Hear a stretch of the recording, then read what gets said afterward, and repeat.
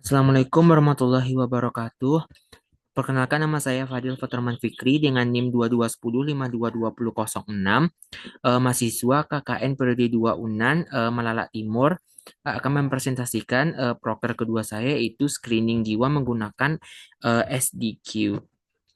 Jadi daftar isinya sama seperti proker pertama, yaitu ada pendahuluan, yang kedua ada tujuan, yang ketiga rencana kegiatan, keempat luaran kegiatan, kelima indikator keberhasilan, keenam data pendukung, ketujuh anggaran, kedelapan penutup, dan juga kesembilan adalah download file. Yang pertama, pendahuluan. Kesehatan mental merupakan kondisi ketika individu sejahtera secara psikologis sehingga bisa berfungsi dengan baik dalam berbagai aspek kehidupan. Nah, individu yang sehat itu secara mental cenderung lebih bahagia dalam menjalani kehidupan, begitupun sebaliknya.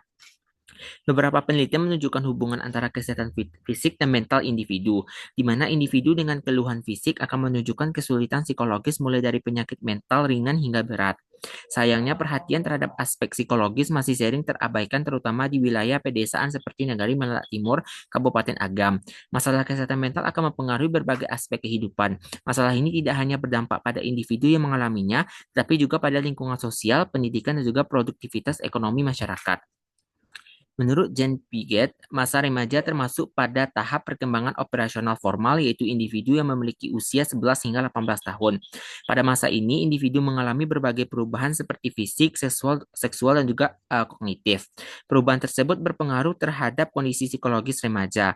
Ketidakseimbangan antara kematangan fisik dan emosional seringkali menyebabkan remaja mengalami gejolak emosi, kebingungan identitas, serta tekanan dan lingkungan sosial dan akademik. Hal ini membuat mereka rentan terhadap berbagai masalah psikologis seperti kecemasan, depresi, rendah diri, konflik dengan orang tua, serta perilaku berisiko. Dewasa awal adalah tahap kehidupan yang ditandai dengan pencapaian kematangan fisik, kematangan seksual, serta peningkatan kemampuan kognitif dan psikososial. Pada masa ini, individu dihadapkan pada berbagai tuntutan kehidupan seperti membangun karir, membentuk hubungan intim, mengambil keputusan besar, dan menetapkan arah hidup jangka panjang. Meski secara fisik telah matang, tidak semua individu memiliki kesiapan psikologis yang sama dalam menghadapi kompleksitas fase ini.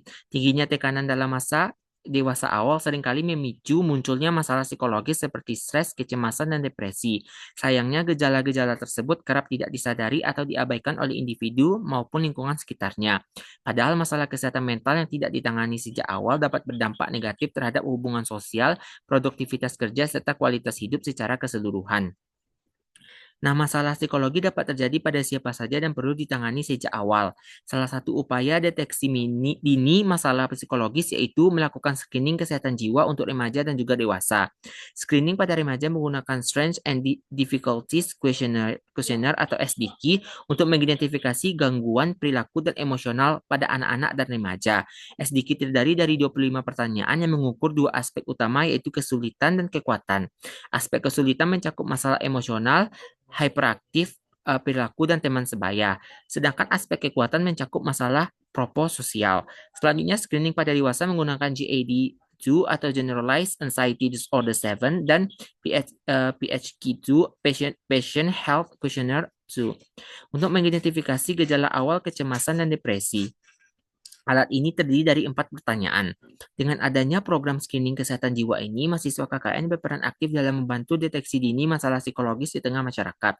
Kegiatan ini juga sejalan dengan pendekatan promotif dan preventif dalam sistem pelayanan kesehatan, khususnya di bidang kesehatan jiwa. Melalui screening ini diharapkan masyarakat dapat lebih terbuka terhadap isu kesehatan mental dan terbantui untuk mendapatkan arahan lebih lanjut jika terdeteksi adanya masalah. Yang kedua, tujuan. Yang pertama, tujuan umum, yaitu melakukan deteksi dini terhadap potensi gangguan kesehatan jiwa dan anak, remaja, dan dewasa melalui screening kesehatan jiwa. Selanjutnya, tujuan khusus. Yang pertama, mengidentifikasi masalah perilaku dan emosional pada anak dan remaja di sekolah menggunakan instrumen SDQ. Yang kedua, mendeteksi gejala awal kecemasan pada individu dewasa menggunakan alat ukur GAD-2. Yang ketiga, mengetahui kemungkinan gejala depresi ringan pada dewasa melalui instrumen PHQ-2. Keempat, memberikan edukasi singkat kepada peserta screening dan masyarakat umum mengenai pentingnya menjaga kesehatan mental sejak usia dini hingga dewasa. Yang ketiga, rencana kegiatan. Yang pertama, 10 Juli 2025 itu Lokakarya, rancangan program kerja screening jiwa dengan wali negari dan sekretaris negari Malala Timur. Eh, kedua 12 Juli 2025 yaitu audiensi dengan pihak Puskesmas Malala.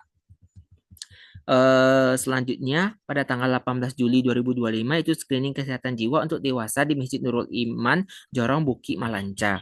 Yang keempat, 20 Juli tahun 2025 yaitu scoring hasil screening kesehatan jiwa untuk dewasa.